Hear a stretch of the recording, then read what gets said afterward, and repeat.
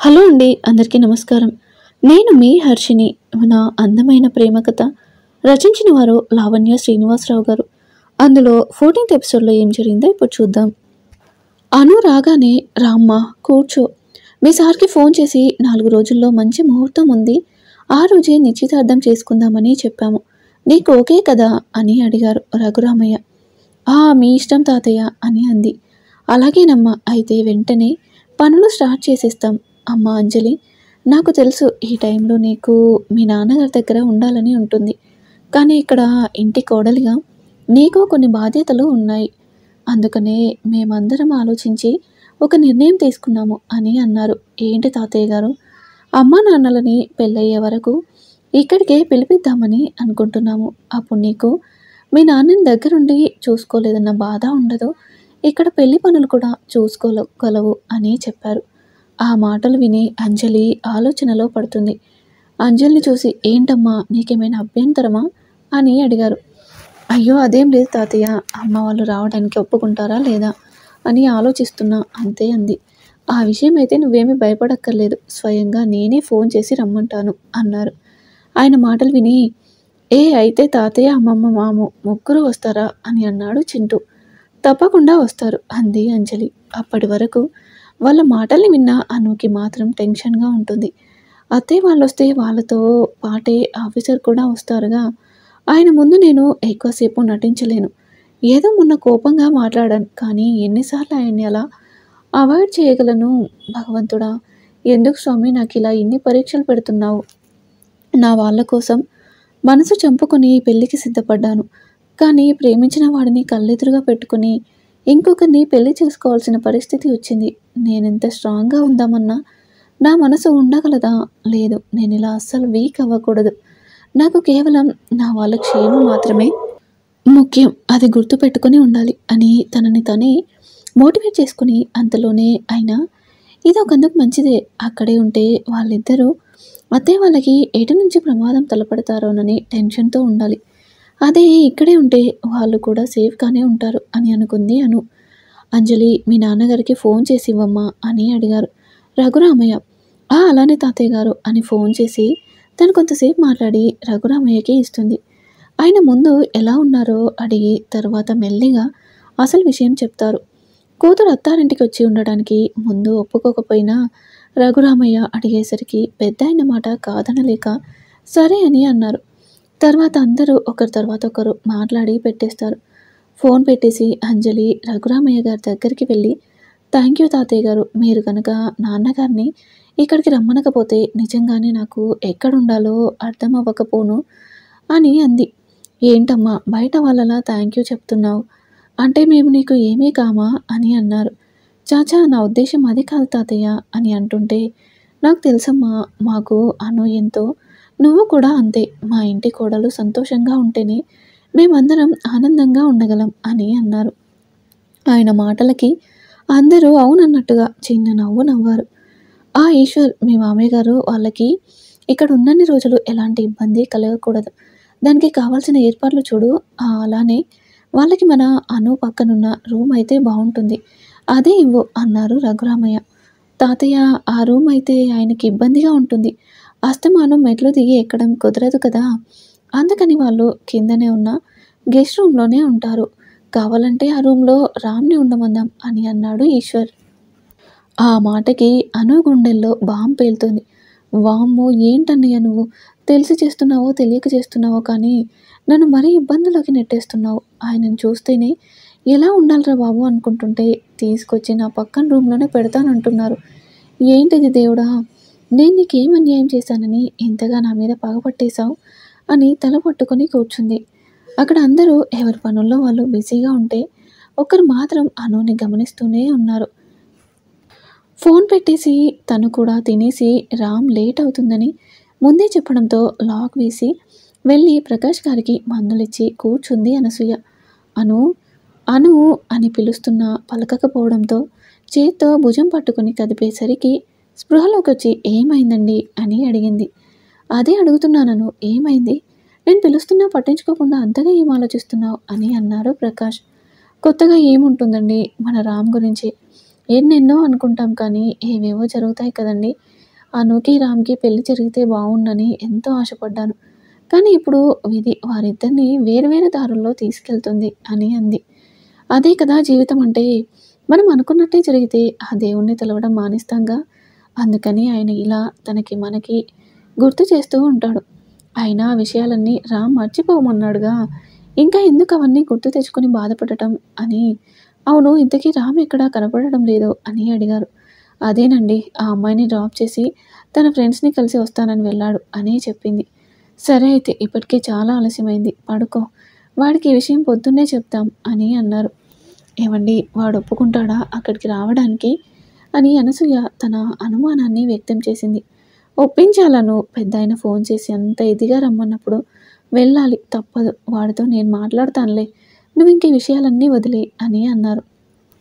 రేపటి నుంచి ఆఫీసర్ వచ్చేస్తే నేను కిందకి వెళ్ళాలన్నా, రావాలన్నా ఆయన్ని దాటే వెళ్ళాలి. పైగా లేచిన దగ్గర నుంచి పడుకునే వరకు నా పక్కనే ఉంటారు. ముందు ముందు ఏం జరుగుతుందో ఏంటో! అయినా ఈ విషయం ఇప్పుడు వాళ్ళకి తెలిస్తే నేనే కావాలని పిలిపించాను అనుకుంటారా? నన్నడిగితే కాదనే చెప్తా. భయమేముంది? నిజమేగా అని ఎన్నెన్నో ఆలోచనలతో నిద్ర పట్టక అటూ ఇటూ దొర్లుతూ ఎప్పటికో పడుకుంది. రూమ్‌లోకి వచ్చిన ఈశ్వర్‌ని వెనక నుంచి గట్టిగా పట్టుకొని థ్యాంక్ యూ సో మచ్ అండి అని అంటుంది అంజలి. దేనికి అంజు ఇప్పుడు ఇంత హ్యాపీగా థ్యాంక్ యూ చెప్తున్నావు అన్నాడు ఈశ్వర్. అమ్మ వాళ్ళని ఇక్కడికి పిలిపించమని తాతయ్య గారికి మీరేగా చెప్పింది. నేను చూశానండి మీరు మాట్లాడటం అని అంది. ఓ చూసావా? అవునండి నా కోసమేగా మీరు ఇదంతా చేసింది.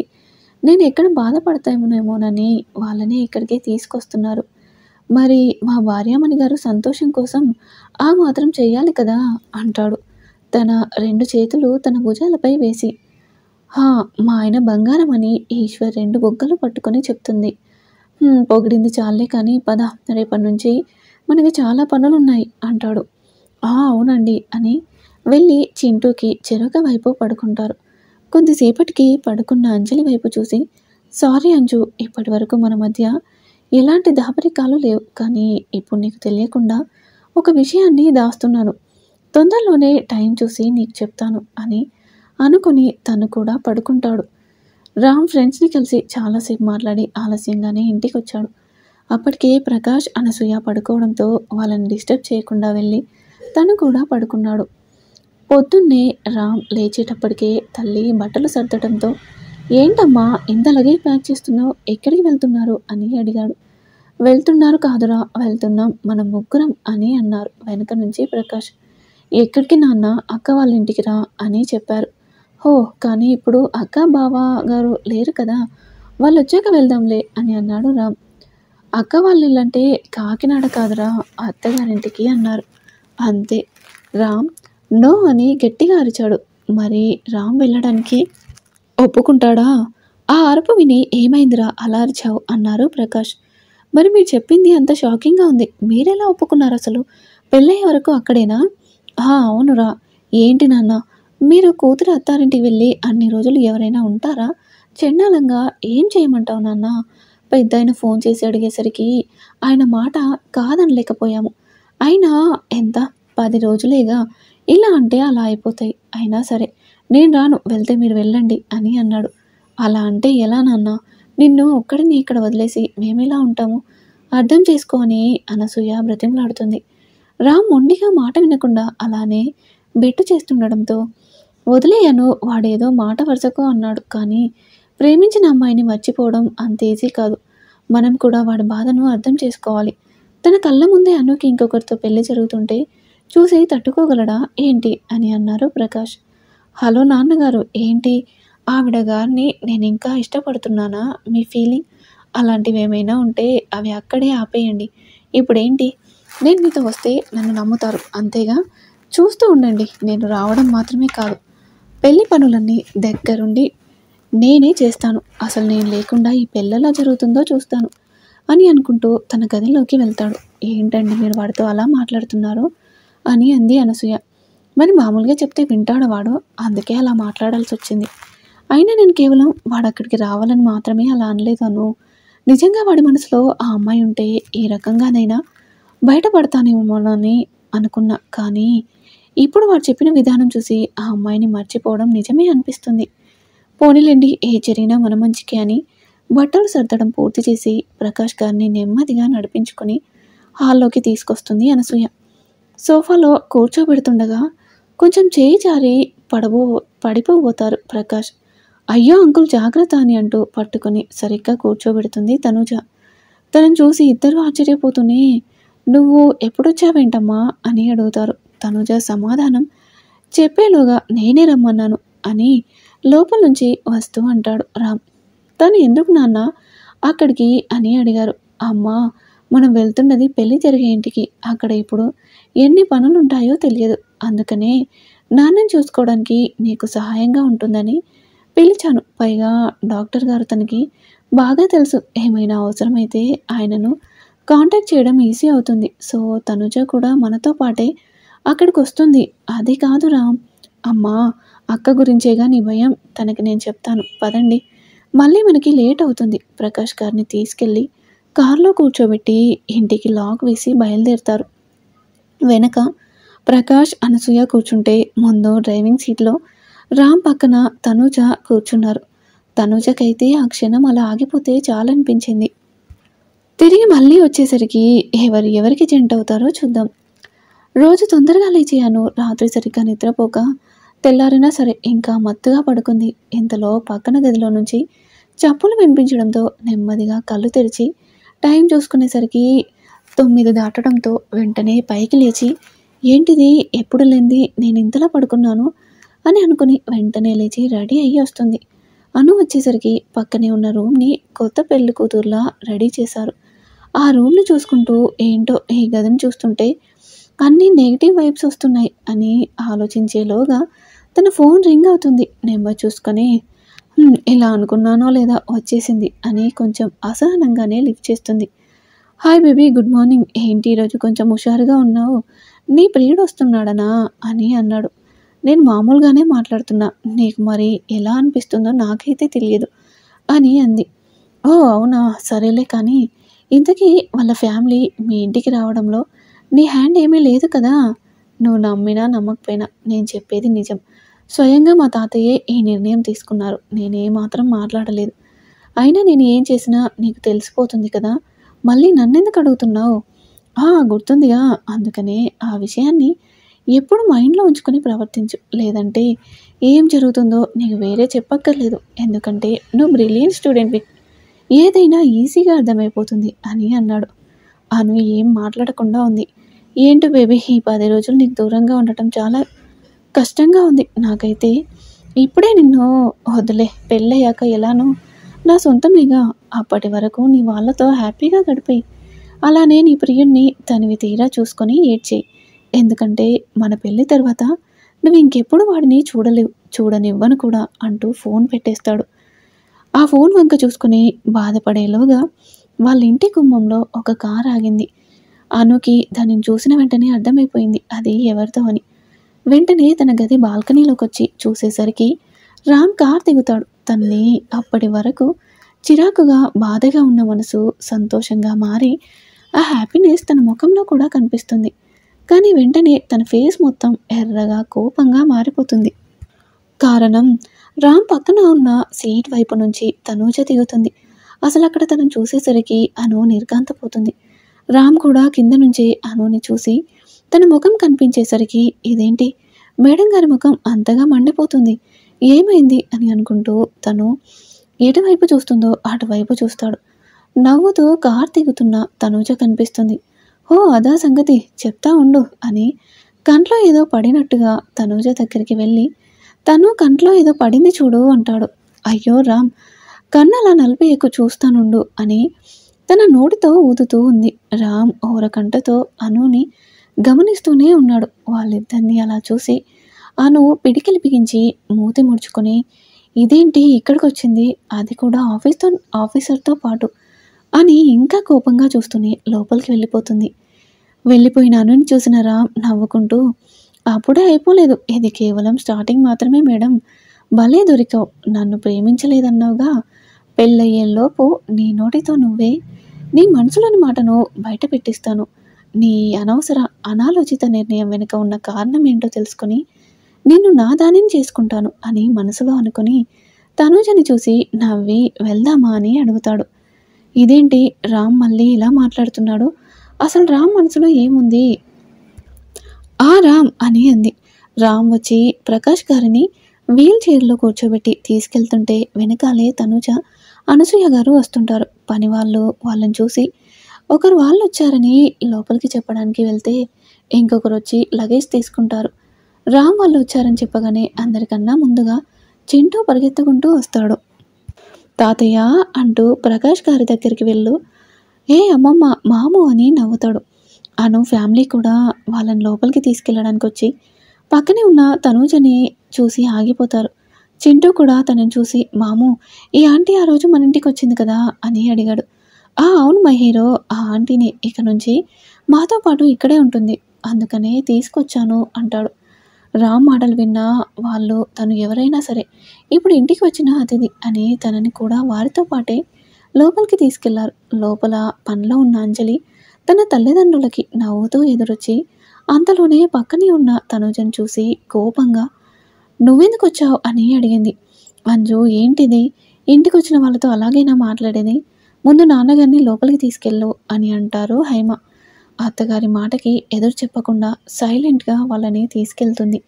ఈశ్వర్ వచ్చి రామ్ వచ్చేసావా, అత్తయ్య వాళ్ళు కింద రూమ్లో ఉంటారు, మావయ్య గారికి ఇబ్బంది లేకుండా నువ్వు పైన ఉండు అని తనుజను చూసి పలకరింపుగా నవ్వుతాడు. బావా అది పెళ్ళంటే మనకు చాలా పనులుంటాయి కదా, అందుకని నాన్నగారిని చూసుకోవడానికి ఇంకా అత్తయ్య వాళ్ళకి సాయంగా ఉంటుందని తీసుకొచ్చాను, మీకు ముందుగా చెప్పాల్సింది.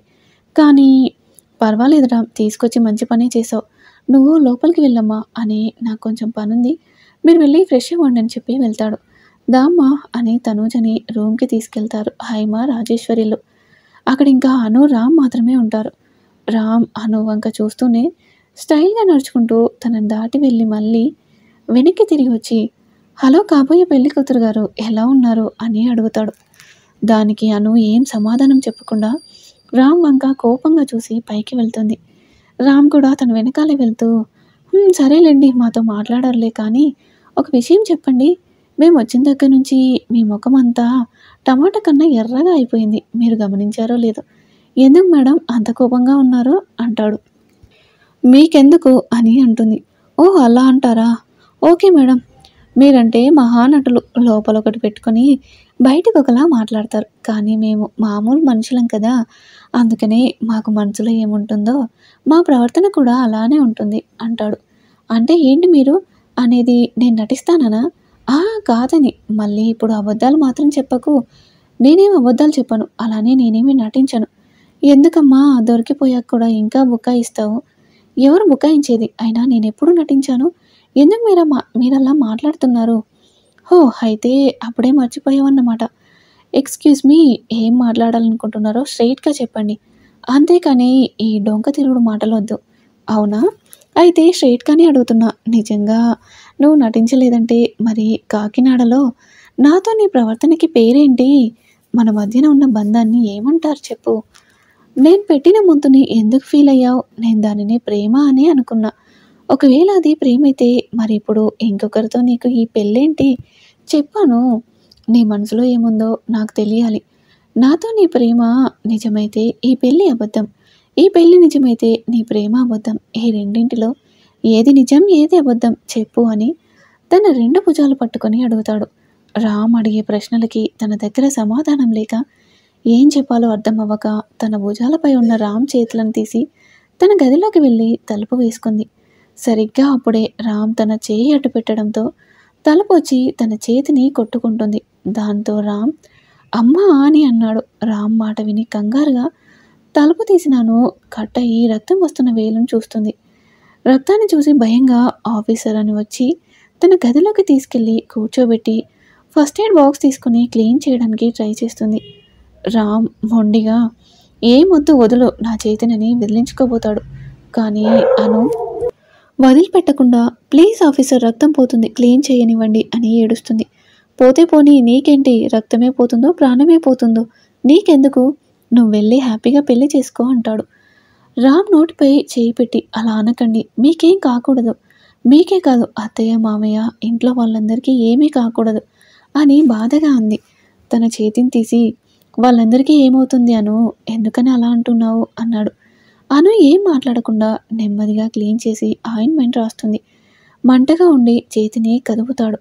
రామ్ ముఖం చూసి తన ఇబ్బంది తెలుసుకొని ఊదుతూ బ్యాండేజ్ వేసి పైకి లేచి వెళ్ళేదల్లా ఆగిపోతుంది. వెనక్కి తిరిగి చూసేసరికి తన చేతిని పట్టుకుని ఉన్నాడు రామ్.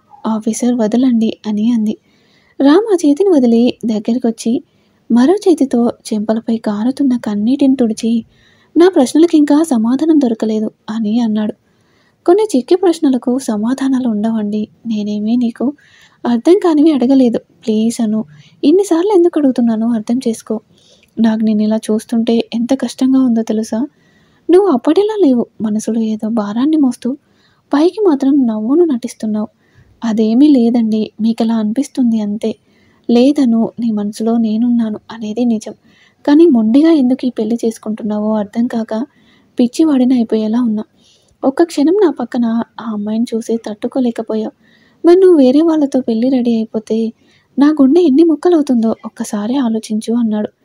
చూడండి, నిజంగా మన మధ్య ఉన్న బంధాన్ని మీరు గౌరవిస్తే నన్ను మర్చిపోండి. మీ జీవితంలో ఉండే అదృష్టం నాకు లేదు. అందుకని వీలైనంత తొందరగా మిమ్మల్ని కోరుకునే వాళ్ళకి దగ్గరవ్వండి. తెలుసు మర్చిపోవడం కష్టమని, కానీ దేన్నైనా మరిపించే శక్తి కాలానికి ఉంది. మీరు కూడా ఈ వాస్తవాన్ని అంగీకరించక తప్పదు. అయినా మొన్న మీరేగా నిజమైన ప్రేమంటే తనది, తన దగ్గరికే వెళ్తున్నా అన్నారుగా. మళ్ళీ ఇప్పుడు ఎందుకండి ఇలా మాట్లాడుతున్నారు అని అంది. ఆ రోజు ఏదో కోపంలో అలా మాట్లాడాను, కానీ ఎంత ప్రయత్నించినా నిన్ను మర్చిపోలేకపోతున్నా. నీకు ఇంకో విషయం చెప్పనా? మన గురించి అమ్మా నాన్నగారికి కూడా తెలుసు. నీ పెళ్లి వార్త విని వాళ్ళు చాలా బాధపడ్డారు. ఇంకా అక్క, మీ ఇంట్లో వాళ్ళ సంగతి అయితే చెప్పక్కర్లేదు. నువ్వే చూస్తున్నావుగా. ఇంతమందిని బాధపెట్టి ఈ పెళ్ళి అవసరమా అను అని అన్నాడు. అవసరం కాదండి, చాలా అవసరం. అదే ఎందుకు? కనీసం నాకైనా చెప్పొచ్చుగా. మీకు చెప్పేదే అయితే ఎప్పుడో చెప్పేదానిని కదా. అయితే చెప్పవన్నమాట. సరే వదిలే అని అను చేతిని తన తలపై పెట్టుకుంటాడు. ఏవండి, ఏం చేస్తున్నారు మీరు అని అంది. నా మీద ప్రమాణం చేసి నేను ఇప్పుడు అడిగే ప్రశ్నకి సమాధానం మాత్రమే చెప్పాను. నువ్వు నిజం చెప్తావో అబద్ధం చెప్తావో నీ ఇష్టం అని అన్నాడు. ఆ తర్వాత ఏం జరుగుతుందో నెక్స్ట్ ఎపిసోడ్లో చూద్దాం.